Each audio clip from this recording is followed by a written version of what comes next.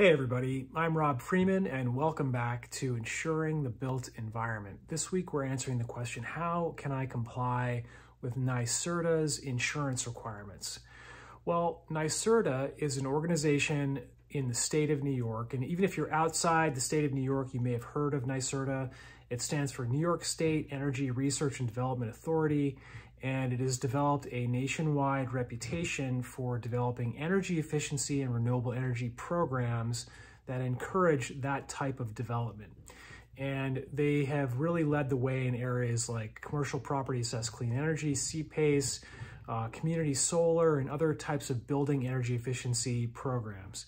And the way they encourage these programs is with financial incentives such as grants and other ways to encourage property owners and developers and contractors to participate. Now, to participate in NYSERDA's programs, many of them anyway, maybe not all of them, there may be an insurance requirement. And the insurance requirements by NYSERDA, the ones that I've seen, are a relatively low bar. You may have a $1 million commercial general liability policy requirement. You may have a $1 million commercial excess or umbrella policy requirement. You may have to comply with New York State workers' compensation laws. You may have to provide a copy of your subcontractor agreement to make sure that there's proper risk transfer away from you and your organization to the contractor or subcontractor. You may have to notify NYSERDA in the event of a policy cancellation within 30 days. You may have to notify them in the event of a claim or anything that could give rise to a claim. And these are all sort of table stakes, sort of the cost of a ticket for participating in a NYSERDA program.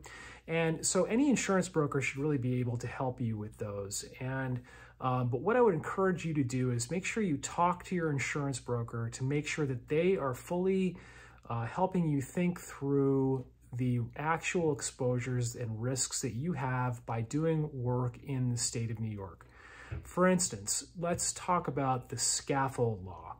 Now, the scaffold law goes back to 1885, if you can believe that. And you can find it in New York State Labor Law 240 and 241, which describes the scaffold law, and it is the only state in the entire country, New York is the only state in the entire country that has a law like this that imposes absolute liability on not only the building owner and the contractor involved if there is a gravity-related incident involving a worker injury.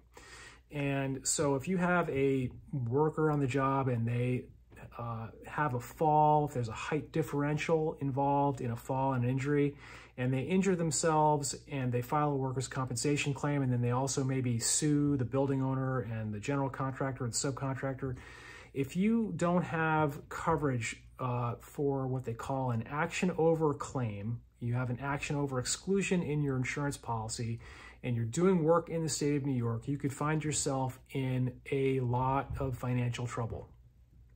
And so make sure you work with your insurance broker to think through your actual exposures in the state of New York, not just the minimum requirements that you have to fulfill to comply with NYSERDA's requirements.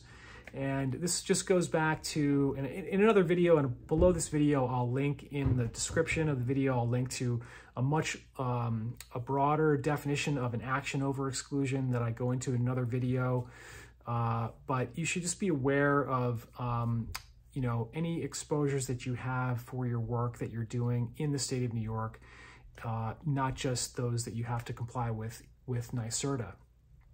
So that's it. To comply with NYSERDA's insurance requirements should be relatively simple. Just make sure that you are talking to your insurance broker to make sure that you have all the coverage that you need based on the exposures that you have for doing work in the state of New York. Thanks again for watching. I hope this is helpful, and have a great day.